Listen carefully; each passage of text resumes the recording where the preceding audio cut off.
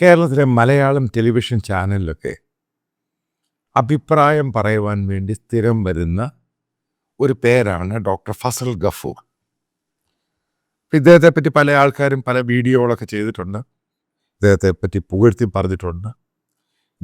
ഇദ്ദേഹത്തിൻ്റെ ചില അഭിപ്രായങ്ങളെ പറ്റി മറ്റു രീതി വീഡിയോകളൊക്കെ. അപ്പം നിങ്ങൾക്കത് സോഷ്യൽ മീഡിയ പ്ലാറ്റ്ഫോമിൽ പലതും കാണാൻ സാധിക്കും. അതേപോലെ പല ആൾക്കാർ അതിനെപ്പറ്റി പല പോസ്റ്റുകൾ ഇട്ടിട്ടുണ്ട്. ഇപ്പം ഈ ഇഷ്യൂ എടുക്കാനുണ്ടായ കാരണം, അതായത് എനിക്കറിയാവുന്ന എൻ്റെ ഒരു സുഹൃത്ത്, ഇദ്ദേഹം കൽക്കട്ടയിൽ ജാവേദ്പൂർ യൂണിവേഴ്സിറ്റിയിലെ പ്രൊഫസറാണ്.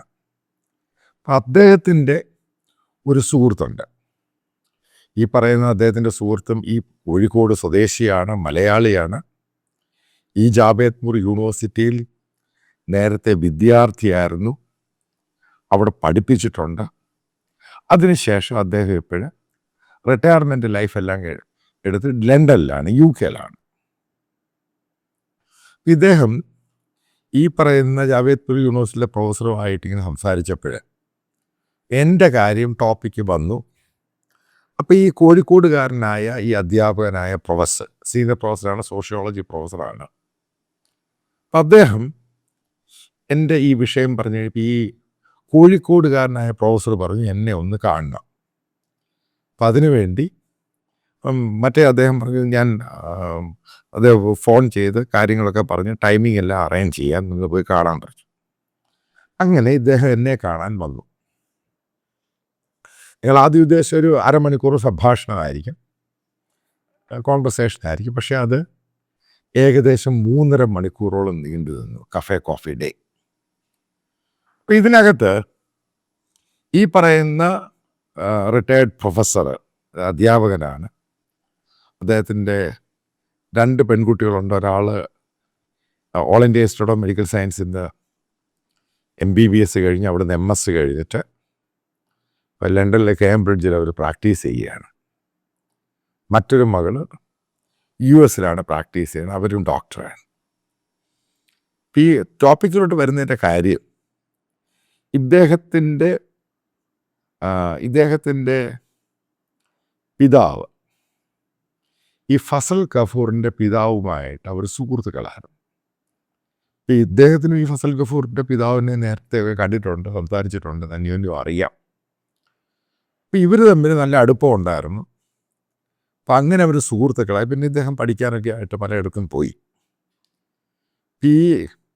ഈ മനുഷ്യൻ ഇദ്ദേഹം പറഞ്ഞ് എന്നോട് മനസ്സിലാക്കുന്നൊരു പോയിൻ്റുണ്ട്. എന്തിനു വേണ്ടിയാണ് ഫസൽ ഗഫൂർ ഇന്ന് അതിൻ്റെ അധ്യക്ഷനായിട്ടിരിക്കുന്ന അദ്ദേഹത്തിൻ്റെ പിതാവ്, അദ്ദേഹം ഡോക്ടറായിരുന്നു, നിങ്ങൾക്കറിയാം, MES എന്ന് പറഞ്ഞ ഇൻസ്റ്റിറ്റ്യൂഷൻ സ്റ്റാർട്ട് ചെയ്യുന്നത്. ബേസിക്കലി പുള്ളി അത് എഡ്യൂക്കേറ്റ് ചെയ്ത് മനസ്സിലാക്കി തന്നു. MES എന്തിനാ, മുസ്ലിം എഡ്യൂക്കേഷൻ സൊസൈറ്റി എന്തിനു വേണ്ടിയാണ്. ഈ പറയുന്ന ഫസൽ ഗഫൂറിൻ്റെ അദ്ദേഹം UK പഠിച്ചതാണ്, അറിയപ്പെടുന്ന ന്യൂറോളജിസ്റ്റ് ആയിരുന്നു. എന്തിനു വേണ്ടിയാണ് അദ്ദേഹം സ്റ്റാർട്ട് ചെയ്തത്, എന്തായിരുന്നു അതിൻ്റെ വിഷൻ, ഇതെല്ലാം കൂടെ ചേർത്ത് അദ്ദേഹം പറയുന്ന സംഭാഷണം വളരെ ആർട്ടിക്കുലേറ്റഡ് ആണ്. അത് ഒരു വിഷൻ വെച്ചാണ് പറയുന്നത്. ഇതിൽ അദ്ദേഹം പറഞ്ഞൊരു കാര്യമുണ്ട്. അദ്ദേഹത്തിൻ്റെ മകൻ ആയ ഈ ഡോക്ടർ ഫസൽ ഗഫൂർ, അദ്ദേഹത്തിൻ്റെ പിതാവ് എന്ത് വിഷനാണ് തുടങ്ങിയത്, നേരെ ഓപ്പോസിറ്റാണ്. ഇതാണ് അതിൻ്റെ തമാശ. ഇത് ഫസൽ ഗഫൂറിനെ ഇത് കേൾക്കാൻ സാധിക്കുകയാണെങ്കിൽ താങ്കളോട് ഈ വിഷയം ഇദ്ദേഹം പലയാവർത്തി മെസ്സേജ് ആക്കി അയച്ചിട്ടുണ്ട്. താങ്കളിത് പൂർണ്ണമായിട്ടും അവഗണിച്ചു. കാരണം കണ്ട് സംസാരിക്കാൻ വേണ്ടി. ഓരോന്നും പറയുമ്പോൾ, ഇദ്ദേഹം ഈ പറയുന്ന ഓരോ കാര്യങ്ങൾ പറയുമ്പോൾ മനസ്സിലാക്കാൻ സാധിക്കുന്നത്, ഫസൽ ഗഫൂറിൻ്റെ പിതാവെന്ന് പറയുന്ന ഒരു ഭയങ്കര വിഷണറി ആയിരുന്നു. അദ്ദേഹത്തിൻ്റെ ആശയങ്ങളാണ് പ്രധാനപ്പെട്ട ആശയം എന്ന് പറയുന്നത്, മലബാറിലുള്ള മുസ്ലിം സ്ത്രീകൾക്ക് എഡ്യൂക്കേഷൻ കൊടുക്കണം. അപ്പം അദ്ദേഹം വളർന്നു വന്ന ഒരു സംവിധാനമുണ്ട്, അതുമായി ബന്ധപ്പെട്ട ഫാമിലിയുണ്ട്, കമ്മ്യൂണിറ്റിയുണ്ട്. അപ്പം അതിനകത്തൊക്കെ സഫർ ചെയ്ത് മനസ്സിലാക്കി സ്വയം എടുത്ത തീരുമാനത്തിൻ്റെ ഭാഗമായിട്ട് തുടങ്ങിയ ഇൻസ്റ്റിറ്റ്യൂട്ടുകളാണ് ഈ MES എന്ന് പറഞ്ഞ പ്രസ്ഥാനം. അപ്പം അതിൻ്റെ ചില സംഭവം അപ്പം അതിൻ്റെ അത് പണം കുറവുള്ളവർക്ക്, അതായത് സാമ്പത്തികമായിട്ട് പുറകിൽ നിൽക്കുന്നവർക്ക്, പെൺകുട്ടികൾക്ക് അങ്ങോട്ട് ഫീസ് കൊടുക്കും, സ്കോളർഷിപ്പ് കൊടുക്കും, അവർക്ക് ട്രാവൽ ചെയ്യാനുള്ള, അതായത് ഗ്രാമങ്ങളിലൊക്കെ ആയിരിക്കും കോളേജിന് സ്കൂളിലൊക്കെ വരാൻ പറയില്ല, സാമ്പത്തികമൊന്നുമില്ല, അതിനു വേണ്ടിയുള്ള ബസ്സിൻ്റെ ഫെയർ കൊടുക്കും. ചില പെൺകുട്ടികൾക്ക് വീട്ടിൽ നിന്ന് ആഹാരമൊന്നുമില്ല, അവർക്ക് അതിനു വേണ്ടിയുള്ള ആഹാരം, അതായത് കഴിക്കാനുള്ള ആഹാരം, അതിന് പോലും അറേഞ്ച്മെൻറ്റ് ചെയ്യും. മനസ്സിലാക്കുക, ഫസൽ ഗഫൂറെ താൻ മനസ്സിലാക്കണം, താങ്കളുടെ ഫാദർ എന്തൊരു വിഷണറി ആയിരുന്നു. അവിടുന്ന് നേരെ ഓപ്പോസിറ്റാണ് താൻ. ആലോചിച്ച് നോക്കുക. ഇത് പറയുമ്പോൾ സത്യം പറഞ്ഞാൽ ഇറ്റ് വാസ് ഗൂസപ്സ് പോലെ ഉണ്ടാവത്തില്ലേ. അതായത് ഇന്നീ കാണുന്ന മലബാറിലെ പെൺകുട്ടികളുടെ ഒരു റവല്യൂഷൻ നടക്കുകയാണ്. അതായത് അവർ എഡ്യൂക്കേറ്റഡായി അവർ ഈ പറയുന്ന ഉസ്താദന്മാരെ ഓടിച്ചിട്ട് അടിക്കാൻ പോവുകയാണ്. അതിൻ്റെ തുടക്കക്കാരൻ എന്ന് പറയുന്ന ഈ ഫസൽ ഗഫൂറിൻ്റെ പിതാവ്. ഈ മുസ്ലിം ലീഗും സമസ്തയും ക്ലാപ്പും കോപ്പും ഒന്നും അല്ല. ചരിത്രം ഇത് ബേസിക്കലി ഞാൻ ഈ തൃശ്ശൂർ കഴിഞ്ഞ് അങ്ങോട്ടൊന്നും പോയിട്ടില്ല. ഞാനിവിടെ ട്രാവൻകൂർ ഈ സംഭവമാണ്. പോകാത്തതിന് പല കാര്യങ്ങളുണ്ട്. കാരണം അവിടെ ഈ പറയുന്ന ആൾക്കാരും അങ്ങനെ സുഹൃത്തുക്കളും ബന്ധുക്കളൊന്നും അങ്ങനെ ആരുമില്ല.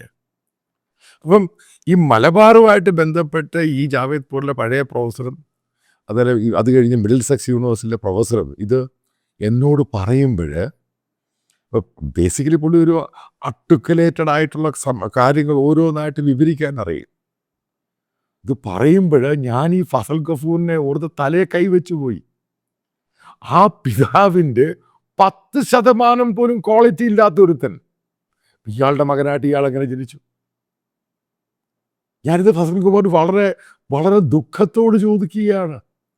ഇന്നത്തെ മലബാറിലെ സ്ത്രീകൾക്കിടയ്ക്കുണ്ടായ ഒരു റവല്യൂഷണറി ചേഞ്ചിൻ്റെ ബേസ് എന്ന് പറയുന്ന MES. അതിന് ഒരു സമയത്ത് മുഴുവനും സ്ത്രീകൾക്ക് എഡ്യൂക്കേഷൻ കൊടുക്കണ്ട എന്ന നിലപാടിൽ നിന്ന ഒരു പൊളിറ്റിക്കൽ പാർട്ടിയാണ് മുസ്ലിം ലീഗ്. മനസ്സിലാക്കുക. ഈ പുള്ളി എണ്ണം അക്കമിട്ട് നിരത്തി പറഞ്ഞു. ഈ വാര്യൻ കുന്നെന്ന് പറഞ്ഞ മലബാറിലെ കുറച്ച് ആൾക്കാർ സുഡാപ്പുകൾ പൊക്കി നടക്കുന്ന ആളെ പറ്റി പറഞ്ഞത്, അയാൾ അവിടെ ഒരു ഗൂഢാലോചനയുടെ ഭാഗമായിട്ട് ഉണ്ടാക്കിയെടുത്ത സംഭവമാണ് ഇംഗ്ലീഷ് എഡ്യൂക്കേഷൻ വേണ്ട, ടർക്കിയും ഇംഗ്ലണ്ടുമായിട്ട് പ്രശ്നമുണ്ട്, അതുകൊണ്ട് ഇംഗ്ലണ്ടുകാരുടെ ഇംഗ്ലീഷ് എഡ്യൂക്കേഷൻ ഇങ്ങോട്ട് വേണ്ട. അതിൻ്റെ പിറകിലുള്ള കഥയെന്ന് പറയുന്നത് അവിടെ ഇംഗ്ലീഷ് എഡ്യൂക്കേഷൻ വന്നു കഴിഞ്ഞാൽ സ്ത്രീകൾക്ക് എഡ്യൂക്കേഷൻ കിട്ടും. അതിനെ ഡെലിബറേറ്റായിട്ട് തടയാൻ വേണ്ടി അന്നുണ്ടാക്കിയെടുത്ത വാരിയം കുന്നൻ സാധനമാണ് ഇംഗ്ലീഷ് എഡ്യൂക്കേഷൻ മലബാറിൽ ബാൻ ചെയ്യുക. ഇതായിരുന്നു ഇതിൻ്റെ പുറകിലുള്ള കളി. അതിനെപ്പറ്റിയാണ് മഹാനായ സ്വരാജ് എന്തൊക്കെയോ കയറി അടിക്കുന്നു. വാരിയം കുന്നൻ്റെ ആണ്ടി നോൺസെൻസ്. കാരണം വെറുതെ ആൾക്കാർക്ക് വോട്ട്, ഈ പറയുന്ന മുസ്ലിം ഉസ്താദന്മാരെ പ്രീണിപ്പിക്കാനും ഈ സുഡാപ്പികളെ പ്രീണിപ്പിക്കാനും ഉണ്ടാക്കിയെടുത്ത കഥയാണിതൊക്കെ. അല്ലാതെ വാരിയം കുന്നൊരു ഫൈറ്ററെ ആയിരുന്നു, അയാൾ വർഗീയവാദിയായിരുന്നു, അയാൾ ഒത്തിരി പേരെ കൊന്നിട്ടുണ്ട്. അപ്പോൾ അയാൾക്ക് ഇങ്ങനൊരു പോർട്രേ കൊടുത്തിട്ട് സ്വാതന്ത്ര്യ സമരം സേനാനി, അയാളാണ് ബേസിക്കലി മലബാർ മേഖല കംപ്ലീറ്റ് തകർത്തത്, ഈ മുസ്ലിം കമ്മ്യൂണിറ്റിയെ തകർത്തത്, സ്ത്രീകളുടെ എഡ്യൂക്കേഷൻ ഇല്ലാതാക്കിയത്, അതിനെ പിറകോട്ടടിച്ചത്. അല്ലെങ്കിൽ ആലോചിച്ച് നോക്ക്, കേരളത്തിൻ്റെ സദേൺ സൈഡിലുള്ള മുസ്ലിങ്ങൾക്ക് എഡ്യൂക്കേഷൻ കിട്ടി, അവരെവിടെ എത്തി? നോർത്തേൺ സൈഡിലുള്ള മുസ്ലിം പെൺകുട്ടികൾക്കും അവർക്ക് എഡ്യൂക്കേഷൻ കിട്ടിയില്ല. കാരണം അവർ അവിടെ എഡ്യൂക്കേഷൻ തരാൻ വരുന്ന മിഷണറീസിനെ മുഴുവൻ ഓടിച്ചു. ഇംഗ്ലീഷ് എഡ്യൂക്കേഷൻ വേണ്ട. അപ്പം യാഥാർത്ഥ്യം അറിയാതെ ഈ കമ്മ്യൂണിസ്റ്റിൻ്റെ DYFIയുടെ ഈ പറയുന്ന സംസ്ഥാന കമ്മിറ്റി അംഗം പറയുന്ന നോൺസെൻസാണ്. ഇവനെയൊക്കെ പൊക്കിയെടുത്ത് നടക്കുന്ന ചിലവന്മാരെ ഓടിച്ചിട്ട് അടിക്കണം ബേസിക്കലി. ഇനി എന്താ അടുത്ത സംഭവം? ഈ പറയുന്ന ഫസൽ ഗഫൂറിന് ഇപ്പം ഇയാൾ എന്നോട് പറഞ്ഞൊരു കാര്യമുണ്ട്. അപ്പം ഇന്നത്തെ തലമുറയ്ക്കകത്ത് അവിടെയുള്ള മുസ്ലിം പെൺകുട്ടി ഒന്നും എക്സ്ട്രീമാണ്, ഭയങ്കര മോസ്റ്റ് മോഡേൺ രീതിയിൽ അവർക്ക് നടക്കണം. മറ്റൊരു വിഭാഗം പെൺകുട്ടികളിൽ റാഡിക്കൽ ഇസ്ലാം കൂടിയിട്ടുണ്ട്. അപ്പം അതിൻ്റെ കാരണം ഈ പറയുന്ന MES പ്രസ്ഥാനങ്ങളുടെ ഇവരുടെ ഈ ഫസൽ ഗഫൂറിൻ്റെ ഒക്കെ മാറ്റമാണ് ഇതിൻ്റെ കാരണം. കാരണം എന്തുവാ, ഒരിക്കൽ ഞാനും കേട്ടിട്ടുണ്ട്, ഫസൽ ഗഫൂർ പല ആവർത്തി പറഞ്ഞിട്ടുണ്ട്, ഈ പറയുന്ന മുഖം മൂടിയുള്ള ചാക്കൊന്നും ഇട്ടുകൊണ്ട് നടക്കരുത്, അതൊരു മോഡറേറ്റ് രീതിയിലുള്ള വസ്ത്രധാരണയല്ല. പക്ഷേ പിന്നീട് ഫസൽ ഗഫൂർ പോയ പോക്ക് കണ്ടു. അയാൾ SDPI, PFI ഇതേപോലെയുള്ള മത തീവ്ര സംഘടനകൾക്കകത്ത് കയറി ഇസ്ലാമിക രാജ്യത്തിനെ അതിനുവേണ്ടി പ്രൊപ്പഗേറ്റ് ചെയ്തോളും, ഞാൻ പിറകിലുണ്ട്, ആ വീഡിയോ ഉൾപ്പെടെ എന്നെ കാണിച്ചു തന്നു. So nonsense.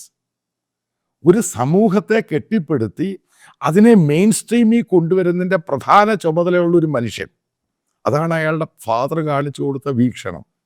ആ വിഷൻ എന്ന് പറയുന്നത് അതിനെ മുഴുവനും തച്ചടയ്ക്കുന്ന രീതിയിൽ ഈ ഒരു സ്ഥിതിവിശേഷത്തിലോട്ട് ഫസൽ ഗഫൂറിനെ മാറ്റിയതിൻ്റെ കാര്യം എന്താണ്? ആ മഹാനായ പിതാവിൻ്റെ മകനാണെന്ന് പറയാൻ തനിക്ക് യോഗ്യതയുണ്ടോ? അപ്പം ഇവർ വളരെ റിച്ച് ആയിട്ടുള്ള ഫാമിലിയാണ്. അപ്പം അതിനകത്തുനിന്ന് തന്നെ ഇവരന്ന് വളരെ പാടുപെട്ടാണ് ഈ ഇൻസ്റ്റിറ്റ്യൂഷനൊക്കെ ഉണ്ടാക്കുക. സ്ത്രീകൾക്ക് പ്രത്യേക കോളേജ്, സ്കൂളുകൾ. അപ്പം ചില ഇൻസ്റ്റിറ്റ്യൂഷൻ്റെ പേരെന്നോട് പറഞ്ഞു. അതായത് ചിലയിടത്തുള്ള ഇപ്പം MESൻ്റെ മണ്ണാർക്കാട് MES കോളേജ്, അതേപോലെ പല MES കോളേജുകളുടെ പേര് പറഞ്ഞു. ചില ടെക്നിക്കൽ എഡ്യൂക്കേഷൻ. ബേസിക്കലി കേരളത്തിലെ ഈ മുസ്ലിം ഇസ്ലാം വിശ്വാസത്തിനകത്ത് സ്ത്രീകൾക്ക് സയൻസോ മാത്തമെറ്റിക്സ് ഈ സാധനമൊന്നും പഠിക്കാൻ പറ്റത്തില്ല. STEMS എഡ്യൂക്കേഷൻ എന്ന് പറയുന്നത്. അതിന് ബ്രേക്ക് വരുത്തിയ ആളാണ് ഇയാൾ.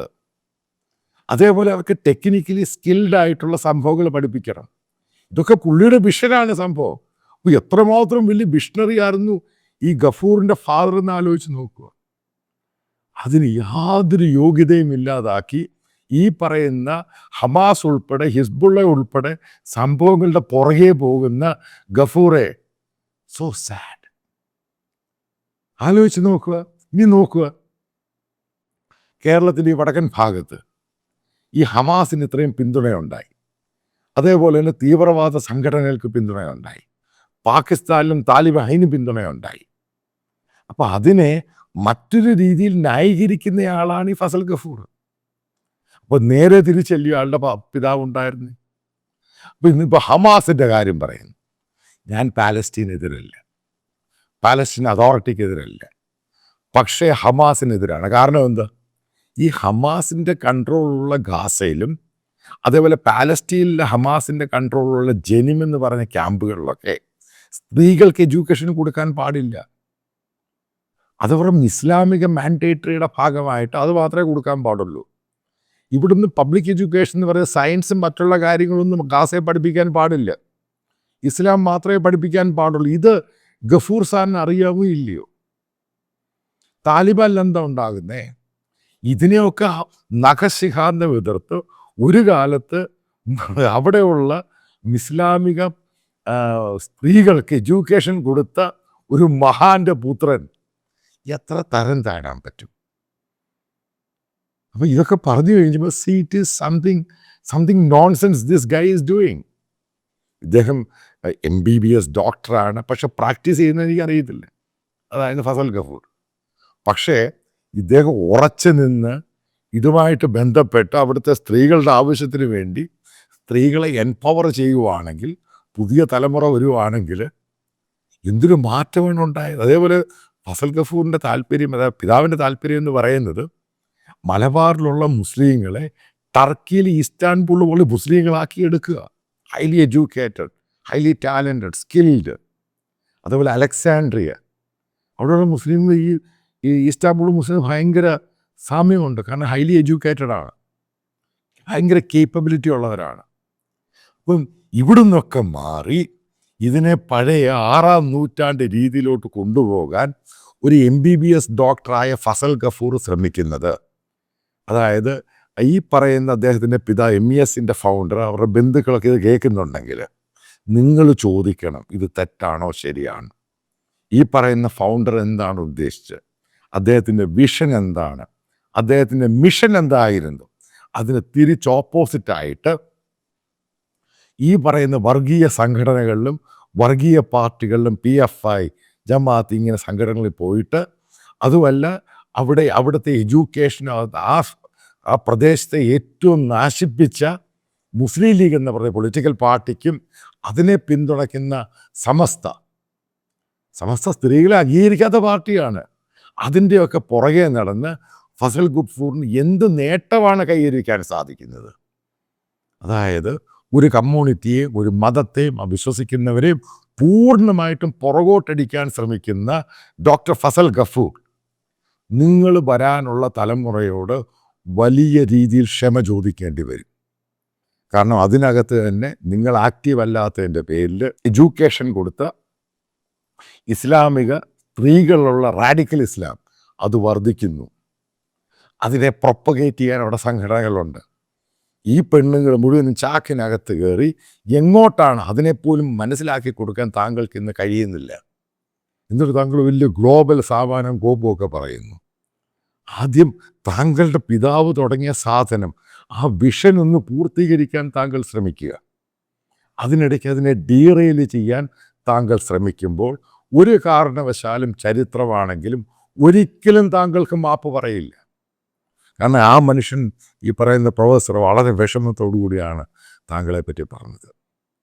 കാരണം താങ്കൾ ഒരു ഡിസ്ട്രോയറാണ്, നാശകാരിയാണ്. ആ മനുഷ്യൻ്റെ മകനായിട്ട് ഇയാൾ ജനിച്ചല്ലോ. ഈ രീതിയിലാണ് ഞങ്ങൾ ആ കോൺവെർസേഷൻ കൺക്ലൂഡ് ചെയ്തത്. ഈ പറയുന്നത് ഒരു റിക്വസ്റ്റാണ്, പക്ഷേ ഇത് മാൻഡേറ്ററി അല്ല. ഈ ചാനൽ പൂർണ്ണമായിട്ടും ഫ്രീ ആയിരിക്കും. പക്ഷെ നിങ്ങൾക്കറിയാം ഈ യൂട്യൂബ് ഗൂഗിളിൽ നിന്ന് കിട്ടുന്നത് അത് ഒരു പരിധി വരെ അതിനകത്ത് ഇതിൻ്റെ എക്സ്പെൻസുമായിട്ട് കമ്പയർ ചെയ്യാൻ പറ്റുകയുള്ളൂ. അപ്പം ഇതിൻ്റെ താഴെ ഇതിൻ്റെ കമൻറ്റ് ബോക്സിൽ അപ്പം ബാങ്ക് ഡീറ്റെയിൽസും കറണ്ട് അക്കൗണ്ടാണ് പിൻ ചെയ്തിട്ടുണ്ട്. പിന്നെ വീഡിയോയിൽ ഇതിൻ്റെ സ്കാനറുണ്ട്. അപ്പം നിങ്ങൾക്ക് താല്പര്യമുള്ളവർക്ക് അത് കോൺട്രിബ്യൂട്ട് ചെയ്യാം. മേക്ക് ഇറ്റ് ക്ലിയർ, ഇത് കംപ്ലീറ്റ്ലി ഫ്രീ ആയിരിക്കും. കുറച്ച് എക്സ്പാൻഷൻ പ്ലാനുകളൊക്കെ ഉണ്ട്. നല്ല മാൻ പവർ വേണം, കുറച്ച് കൂടുതൽ നല്ല ടെക്നോളജി വേണം. അതിനൊക്കെ സ്പെൻഡ് ചെയ്യണം. കാരണം ആൾക്കാരുടെ വ്യൂസ് കൂടുന്നുണ്ട്. നിങ്ങൾക്കറിയാം എനിക്ക് ഈ പറയുന്ന ഒരു വലിയ സബ്സ്ക്രിപ്ഷനൊന്നുമില്ല. സഹകരിക്കാൻ താല്പര്യമുള്ളവർക്ക് സഹകരിക്കാൻ. ഒരു കാരണവശാലും ഇത് നിർബന്ധമോ മാൻഡേറ്ററി അങ്ങനെ ഒന്നും തന്നെയല്ല. നിങ്ങൾക്ക് താല്പര്യമുള്ളത് മാത്രം വിശ്വസിക്കുന്ന നിങ്ങൾ ഇതിൽ കോൺട്രിബ്യൂട്ട് ചെയ്യുമെന്ന്.